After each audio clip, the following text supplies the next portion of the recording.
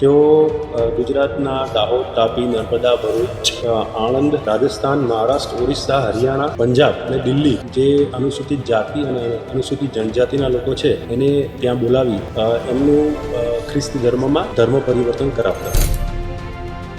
Financial આ સંસ્થાના જોવા જઈએ તો સંસ્થાને તેમજ જે સ્ટીવન મેકવાન છે એમને ગુજરાતમાંથી અને ઇવન ફોરેનમાંથી પણ આ બાબતે ફંડ મળતું હતું. એમના બેંક એકાઉન્ટની તપાસ કરતા તેમના બેંક એકાઉન્ટમાં છેલ્લા 3 વર્ષમાં 1,33,99,000 રૂપિયાની જે ટ્રાન્ઝેક્શન છે એ જોવા મળે છે.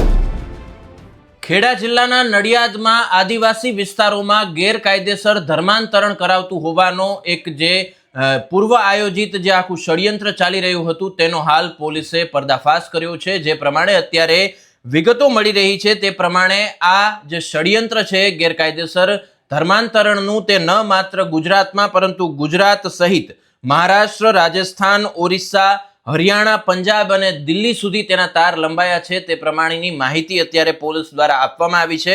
ખાસ કરીને સમગ્ર બાબત એ રીતે હતી કે ખેડાના નડિયાદના જે આદિવાસી વિસ્તારો છે ત્યાં એક રેસ્ટોરેશન એન્ડ રિવાઇવલ કરીને એક ટ્રસ્ટ ચાલતું હતું જેમાં 2 લોકો મુખ્ય આરોપી તરીકે પકડાયા છે. જેમાં જે આ ટ્રસ્ટનો પ્રમુખ છે તેનું નામ છે સ્ટીવન મેકવાન કે જેના બેંકમાંથી કરોડો રૂપિયાના ટ્રાન્ઝેક્શન થયા હોવાનું જાણવા મળ્યું છે. 1 વર્ષમાં ફોરેન કન્ટ્રીઝમાં પણ તેને ફંડિંગ મળી રહ્યું હતું કે જેના ટ્રાન્ઝેક્શન તેના ખાતામાં જોવા મળ્યા છે. અને જે આ વિસ્તારો છે દાહોદ, તાપી, આણંદ સહિતના જે આદિવાસી અને ગ્રામીણ વિસ્તારો છે ત્યાંના ભોળાભાળા નાગરિકો અને કેટલાક અભણ લોકો કે જે જાગૃત ન હોય તેમને ભોળવીને જાદુના નામે અને અલગ અલગ રીતે પૈસાની લાલચ આપીને તેમનું ધર્માંતરણ છે તે ક્રિશ્ચન ધર્મમાં કરાવવામાં આવતું હતું. ત્યારે પોલીસ સ્ટેશનમાં 9 સપ્ટેમ્બરના રોજ આ જે ગુનો છે તે દાખલ થયો હતો જેમાં અનુસૂચિત જાતિ, અનુસૂચિત જનજાતિ સહિતના અનેક લોકોને આ પ્રમાણે